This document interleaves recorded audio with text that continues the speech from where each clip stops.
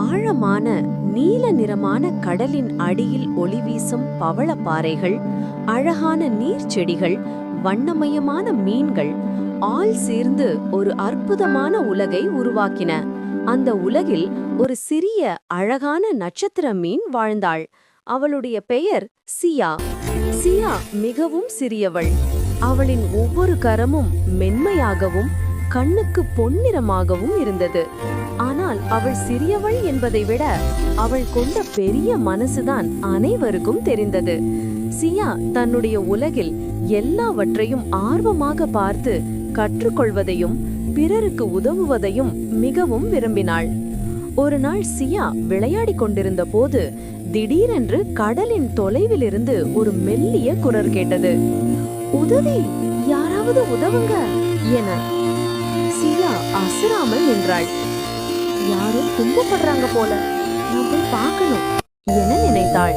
சியா அந்த குரலை பின்தொடர்ந்து நீந்தி சென்றாள். அங்கு ஒரு சிறிய நண்டு ஒரு பெரிய கல்லின் கீழ் சிக்கி நடுங்கிக் கொண்டிருந்தது. அது நகர முயன்றதும் வலி காரணமாக அழ ஆரம்பித்தது. சியா அதை பார்த்ததும் மனமுடைந்தது. கவலைப்படாதே, நான் உன்னை காப்பாற்றுவேன் என்று மெதுவாக சொன்னாள். சியா சிறியவள்தான், ஆனால் உதவ வேண்டும் என்ற விருப்பம் பெரியது. அவள் கல்லை தள்ள முயன்றாள். ஒரு முறை, இருமுறை, ஆனால் கல் கனமாக இருந்தது. அவள் சோர்ந்து போகவில்லை. நான் முடியலன்னு விடமாட்டேன் என்று உறுதி கொண்டாள். சியாவின் முயற்சியை பார்த்த கடற்குதிரை, ஈரால், சிறிய மீன்கள் அனைவரும் ஓடி வந்தனர். நாமும் சேர்ந்து தள்ளலாம். சியா, உன் தைரியம் எங்களை ஊக்கப்படுத்துது என்று அவர்கள் சொன்னார்கள். அனைவரும் சேர்ந்து கல்லை தள்ள தொடங்கினர்.